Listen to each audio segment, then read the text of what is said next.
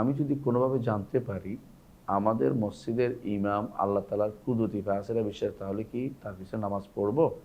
যদি না হয়, আশেপাশে কোনো মসজিদ না থাকে, তাহলে কি তার পিছনে নামাজ পড়তে পারবো? জি ভাই, এটার উত্তর আমরা দিয়েছি যে আল্লাহর পা আছে যারা স্বীকার করে কিন্তু কুদরতি পা বলে, তারা তাহবিল করে। আর তাহবিলকারীর পিছনে সালাত হবে। যদি আর কোথাও না পান, তার পিছনে সালাত পড়তে পারবেন।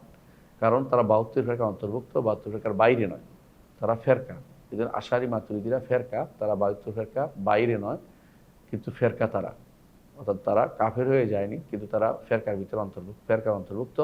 যাদের ব্যাপারে রাসূলুল্লাহ সাল্লাল্লাহু আলাইহি ওয়াসাল্লাম বলেছেন কুল্লুহা ফিন্নার ইল্লা ওয়াহিদা, সবগুলি জাহান্নামে যাবে, একটি ব্যতীত। একটি হচ্ছে আহলুস সুন্নাহ ওয়াল জামাআহ, আর বাকি সবগুলি জাহান্নামে যাওয়ার জন্য ওয়াঈদপ্রাপ্ত, ধমকিপ্রাপ্ত। বিভিন্ন কারণে হয়তো জাহান্নামে নাও যেতে পারে, আল্লাহ তাআলা তার ক্ষমা করবেন। বিভিন্ন কারণে আমল ভালো হওয়ার কারণে ভুলগুলা ক্ষমা করবেন, কিন্তু জাহান্নামে যাওয়ার জন্য তাদের ওয়াঈদপ্রাপ্ত যেহেতু, এই জন্য তারা অবশ্যই এরা বাতিল এবং তারা পথভ্রষ্ট, এবং তবে তারা কাফের আমরা বলি না।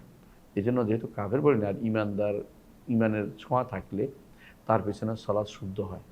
এই জন্য ইমাম আহমদ ইবনে হাম্বল রহমতুল্লাহ আলাইহির সময় তারা সালাত পড়তে নিষেধ করতেন জাহমিয়াদের পিছনে, কিন্তু যারা তাবিল করত তাদের পিছনে কেউ সালাত আদায় করতে নিষেধ করতেন। কুল্লাবিয়াতের পিছনে সালাত করতে নিষেধ করেন নাই, তাদের সাথে বসতে নিষেধ করেছেন। আপনি যদি পারেন সেখানে বা অন্য কোথাও ভালো পড়তে পারেন, তাহলে অবশ্যই তাদের সাথে ভালো জায়গায় চলে যাবেন। হিজরত করা একটা গুরুত্বপূর্ণ জায়গা, এটা মনে রাখবেন।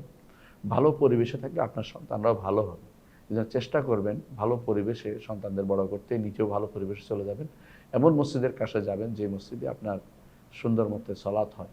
সলাৎ যদি সুন্দর না হয়, আর কোনো কিছু সুন্দর হইতে পারে না। একজন মানুষের ইমানের পরিচয় সলাতের মাধ্যমে, যত বেশি সুন্দর হবে সলাৎ, তার ইমান তত বেশি উত্তম বলে বিবেচিত হবে। আশা করি বিষয়টা বুঝছেন।